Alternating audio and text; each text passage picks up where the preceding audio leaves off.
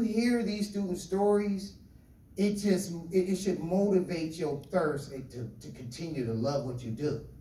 You know what I'm saying? Especially if you got a disconnect, if you was ever teaching and you're not in the classroom and you're not around students anymore, and you're in office and meetings all day, that tends to fade away. Those voices are in the distance, but you're working for those students to have better equity in their lives.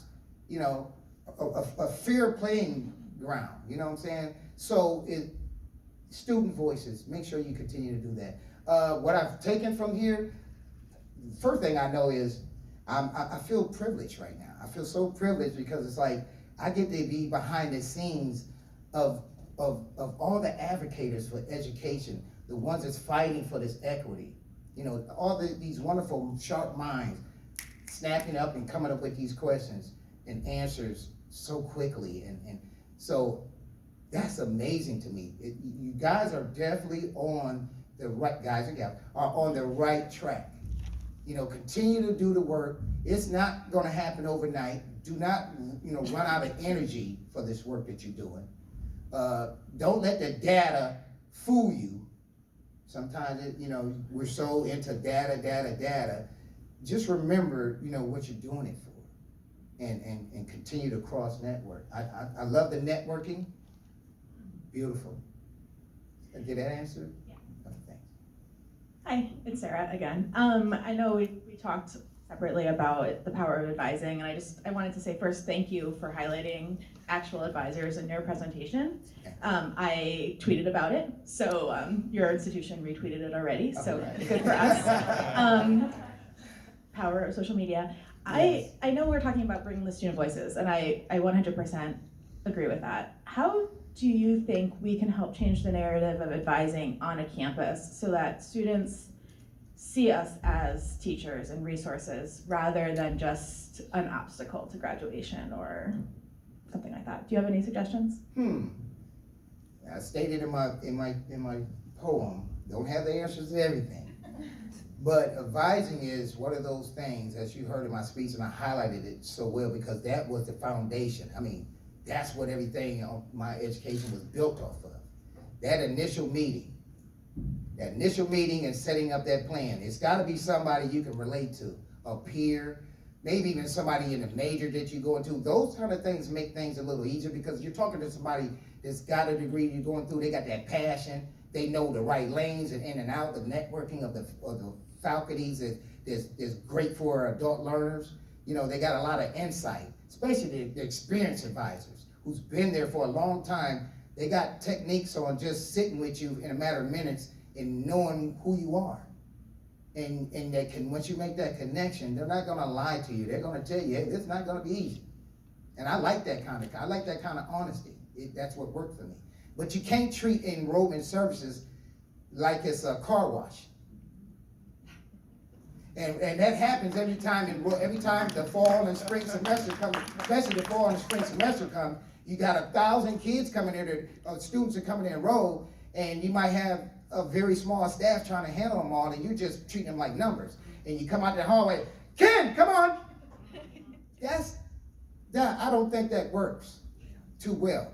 I think that foundation is shaky right off the rip.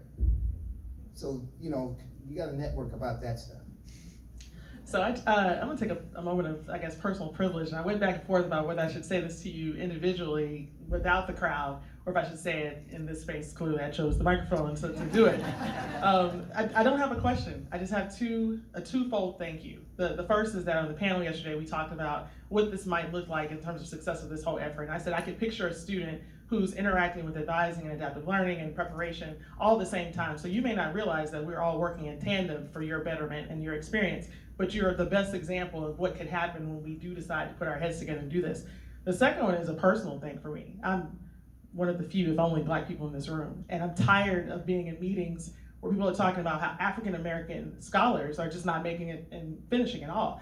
You're not the profile that most people have in their minds. It's always deficit-based. It's always talking about how we're trying to catch up. And trying to infuse equity, a lot of people don't want to talk about race. And I feel very proud as an African American woman to have you on the stage representing a childhood that's not too different from mine. I grew up on a farm in a very low income environment with heavy influence from family who didn't know how to help me.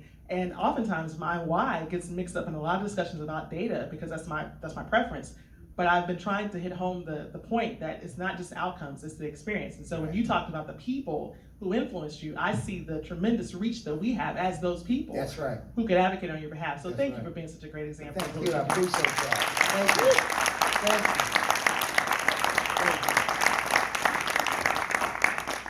That was great.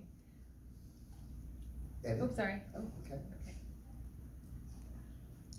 Amelia helped me feel empowered to share a comment rather than a question. But what I appreciate about your talk is the way you framed it as where I come from as opposed to what I did or what I accomplished, because I know there's a lot of people in this room that are products of a lot of people helping them along the way. That's right. Plus, you know, their own hard work, but the guidance of others to help them do that. So I really appreciate that. Thank you. Thank you.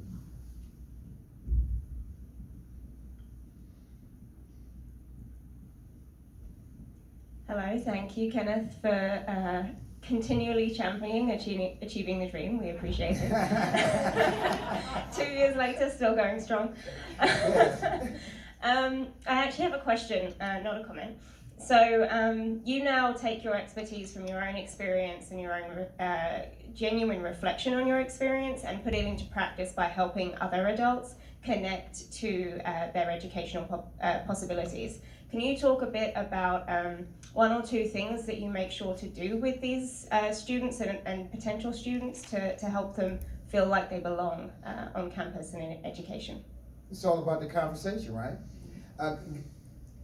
One of the things I found out about myself, I was never aware about myself just from walking around every day being me, was the fact that I can talk to people. I can meet them where they are with a smile, and once you get them opened up, you gotta get them to open up. And that's hard for people to do. People don't just go around telling you their problems like that, you know what I mean? So it's great to be able to, my story has been told in my community and it's like a wildfire. So when they see me, they approach me, and once we start talking, I know I got them. Now I can meet them where they're at, and if I'm not the expert, I'm not an expertise or nothing, but I know people who are. So I can make that connection. So I'm just about making connections now, you know. So, but it's just about start having that initial conversation with them and being out there where they're at, so I can see them. We'll Did that take help out? one last question here in the middle. Yeah, hi Kenneth. I'm gonna piggyback a little bit on Julia's question. You talk about your role in outreach and talking to people, talking to students. I wonder if you talk to others, like the students are situated in families and communities and peer groups. Is your outreach model, is the connection you make with the students enough to help them change directions? Do you talk to parents? Like who all is in the conversations you're having to create enough draw to have a student maybe go in a direction that they weren't able to do prior? It's kind of easy, like I said, because my picture's all over the place. So parents call me, hey, my son needs a GED. GED is a big thing right now for me. Like that really started my outreach. Because I was shocked to find out there's a staggering number in Ohio, 274,000 individuals walking around without a high school diploma or GED. 274,000. 25,000 of them is right there in my county. So that I knew that was enough work in a day to do, right? Okay. So I was like, man, I'm gonna go out here and help these people get their GED and high school diploma. And I linked up with our Aspire program. We run that program. So I linked up with the director of that program, and I started going first to our outreach centers where they go and get their training at. Okay. And right before the instructors are bring me in, and I do a little up-close presentation, which is a presentation of about 20-25 minutes about what the college does and offer, from short-term certificates and everything we do, in a presentation at this GED class, right? To motivate them to continue, hey, you can do this, and we're gonna give you $500 scholarship, plus our county is pretty much 75% Pell eligible. So I go through everything explained about FOSFA, the whole enrollment process, how to get in, you know, how to stay there and how to get out, about our wraparound services, about how hard it is, you know, and I have these conversations in their home with their moms and dads, at McDonald's, at a gas station, wherever I'm at. I'm 24/7 with my job because I'm that passionate about it. It's not work to me. It's like I got a secret and I want to tell you, you know, because a lot of people are suffering in my community and they're missing certain things that can unlock their lives. And truly, education is truly a big sluicer for that. German word for key.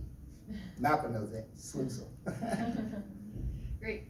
Please join me in another really great Thank you so much. God bless you. Safe travels. That was awesome.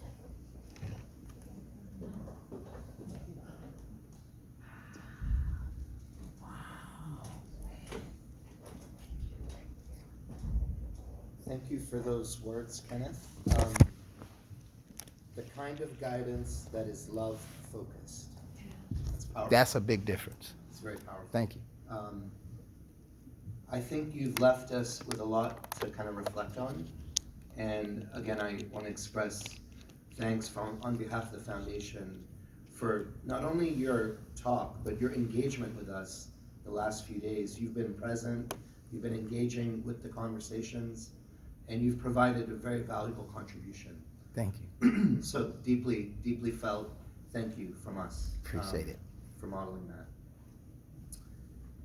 I wanted to also thank and take a moment. Hello, can you hear me?